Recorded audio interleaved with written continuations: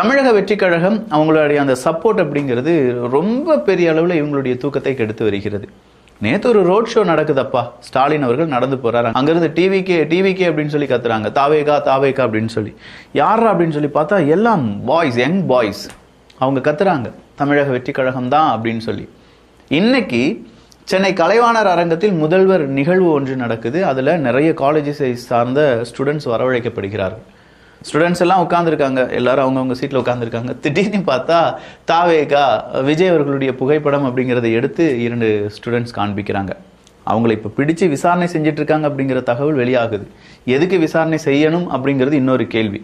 ஏங்க, ஒருத்தவங்களுடைய உரிமை, முதலமைச்சர் வருகிறார் அப்படின்னா கருப்பு கொடி காண்பிப்பது முதலமைச்சரை அவமானப்படுத்தும் விதமாக இருக்கும். ஆனால் தமிழக வெற்றி கழகத்தின் தலைவரை காண்பிப்பது எப்படி அப்படிங்கிற மாதிரி இப்போ நிறைய டிபேட் அதை பற்றி நடந்துக்கிட்டே இருக்கு. ஸோ இந்த இடத்துல அவங்க முதலமைச்சருக்கான அந்த செக்யூரிட்டியை தானே நம்ம பிரீச் பண்ணிட்டாங்க அப்படின்னு சொல்றாங்க. ஏன்னா முதலமைச்சர் பங்கெடுக்கக்கூடிய விழாவில் 1 மணி நேரத்துக்கு முன்னாடியே எல்லாரையும் ஐடி கார்டெல்லாம் ப்ரூஃப் எல்லாம் வெரிஃபை பண்ணி உட்கார வைப்பாங்க. அப்படி உட்கார வைக்கும்போது நீங்கள் என்ன கொண்டு வந்திருக்கீங்க, என்ன கொண்டு வரக்கூடாது அப்படிங்கிற ஒரு பெரிய லிஸ்டே இருக்கும். அதன் அடிப்படையில் மாற்றுக் கட்சியினுடைய கொடி, நபர்கள், தலைவர்கள் அப்படிங்கிறவங்களுடைய எதுவுமே வைக்கக்கூடாதுங்கிறது ஒரு விதியாக இருக்கும் பட்சத்தில் அந்த விதிமீறலை ஈடுபட்ட நபர்களாக அந்த ஸ்டூடெண்ட்ஸ் பார்க்கப்படுவார்கள்.